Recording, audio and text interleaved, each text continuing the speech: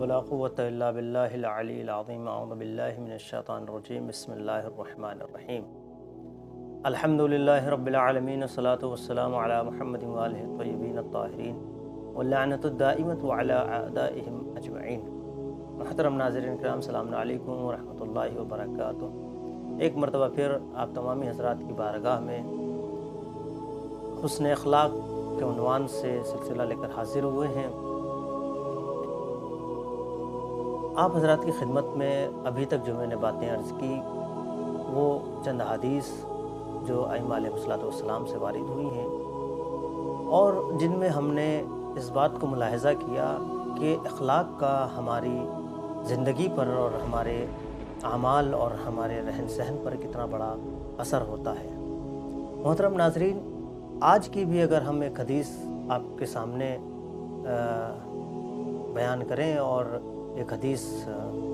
دیکھیں تو یہ بھی ایک بہت خوبصورت حدیث ہے جو حسن اخلاق پر بہت ہی عمدہ طریقے سے روشنی ڈالتی ہے، جس میں امام جعفر صادق علیہ السلام فرماتے ہیں کہ قال رسول اللہ صلی اللہ علیہ وآلہ وسلم، پیغمبر اکرم صلی اللہ علیہ وآلہ وسلم نے ارشاد فرمایا اکثر ما ثلج بہ امتی الجنہ،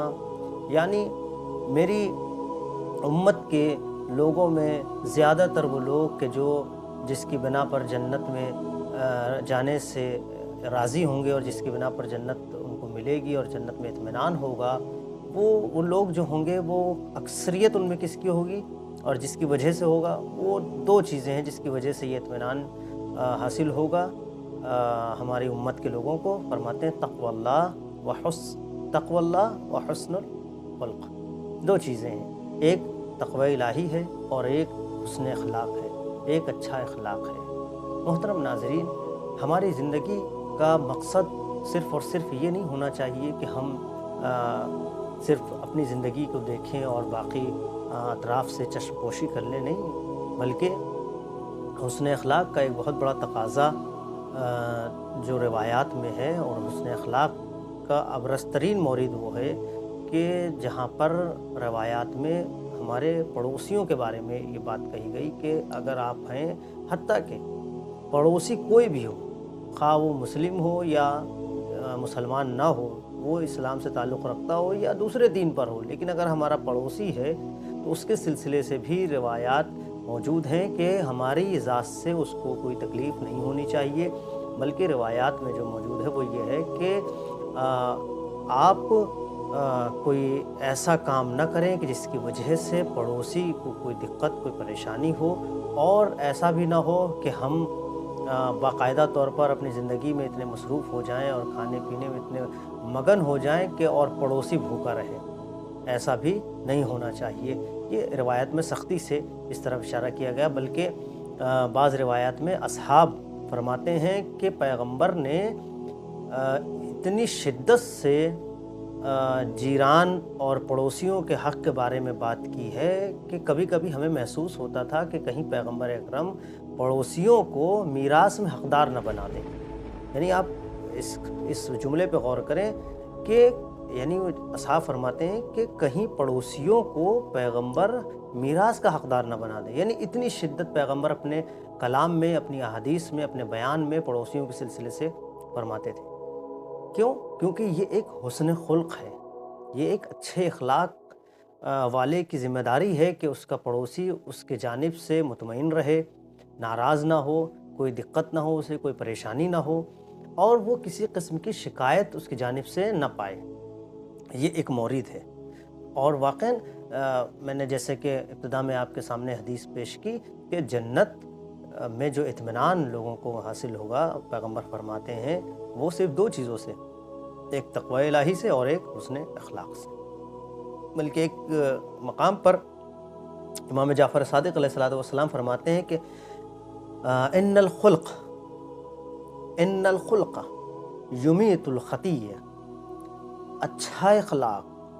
گناہوں کو ایسے مار دیتا ہے کما تمیت الشمس الجلید، جیسے کہ سورج کی تپش، سورج کی روشنی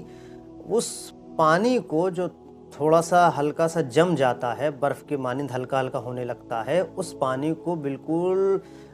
بہا دیتی ہے اور اس کو پگھلا دیتی ہے۔ جیسے سورج کی روشنی ہلکے جمے ہوئے پانی کو پگھلا دیتی ہے، ایسے ہی اچھا اخلاق ہماری خطاؤں کو پگھلا دیتا ہے اور ختم کر دیتا ہے۔ تو اس کا بہت بڑا دخل ہے ہماری زندگی میں اچھے اخلاق کا، کیونکہ جہاں اچھا اخلاق اتنا یعنی اثر انداز ہے اور اس کی اتنی فضیلت ہے، وہاں برے اخلاق کی بہت ساری، اس لحاظ سے بھی بہت سارے ایسی چیزیں ہیں اور روایات موجود ہیں، حدیث موجود ہیں جہاں اہل بیت علیہ الصلوۃ والسلام نے اشارہ فرمایا ہے۔ انشاءاللہ آپ کی خدمت میں وہ حدیث بھی پیش کی جائیں گی کہ جس میں اہل بیت علیہ الصلوۃ والسلام نے اشارہ کیا ہے کہ ہمیں بد اخلاقی سے بچنا چاہیے۔ حسن اخلاق ہے، حسن اخلاق کا تقاضا، حسن اخلاق کا تقاضا، بہت سارے تقاضے ہیں حسن اخلاق کے، بہت سارے موارد ہیں حسن اخلاق کے، جیسے میں نے کل کی گفتگو میں آپ کی خدمت میں عرض کیا تھا حسن اخلاق کا ایک مورد، اور جیسے میں نے جیران کا ذکر کیا، پڑوسیوں کا، یہ حسن اخلاق کا ایک مورد ہے۔ یا آپ دیکھ لیں مثلا ایک مومن بیمار ہے، ایک شخص بیمار ہے، اس کے یہاں صرف ملنے جانا،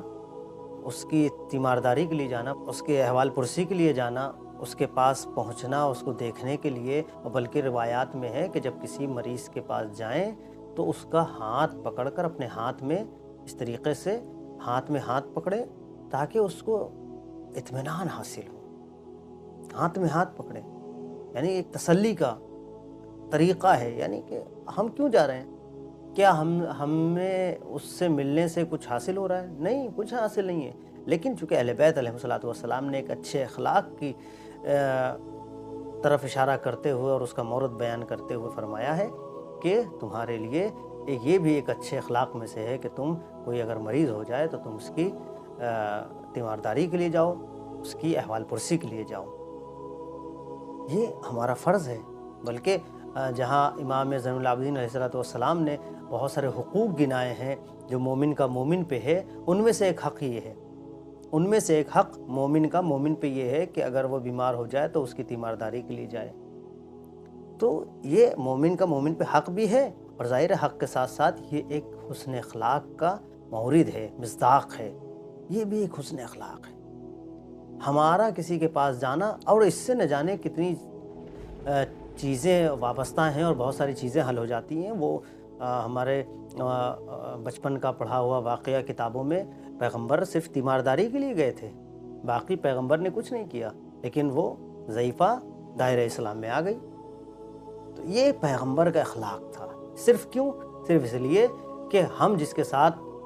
سختی سے پیش آ رہے تھے، ظلم سے پیش آ رہے تھے، خرابیاں جس کے ساتھ کر رہے تھے، ظلم کر رہے تھے، اس کے ساتھ ہمارے رویہ جس کے ساتھ ہمارا اچھا نہیں تھا، مگر وہ ایسے عالم میں جب وہ ہمارے ساتھ بدلے کے لیے سامنے کھڑا ہو سکتا تھا اور بدلہ لے سکتا تھا، لیکن وہ ایسے عالم میں ہماری تیمارداری کے لیے آیا، احوال پرسی کے لیے آیا، تو وہ کتنا با اخلاق ہوگا۔ یہ پیغمبر اکرم صلی اللہ علیہ وسلم کا واقعہ موجود ہے۔ تو محترم ناظرین، تو ہماری ذمہ داری یہ ہے کہ ہم اپنی کردار کو سنواریں، اپنے اخلاق کو قوی کریں۔ اہل بیت علیہ الصلوۃ والسلام ہمارے لیے آئیڈیل ہیں، اہل بیت علیہ الصلوۃ والسلام ہمارے لیے نمونہ عمل ہیں۔ ہر اہل بیت علیہ الصلوۃ والسلام کی ذات میں اور ان کی زندگی میں کوئی ایسی چیز نہیں ہے کہ جس کی طرف ہم دیکھیں اور ہمیں ہدایت نہ ملے، مکمل ہدایت کے پیکر ہیں، ان کا ایک ایک عمل ہمارے لیے ہدایت کے لیے ہے اور ہمارے لیے ہدایت دینے والا ہے۔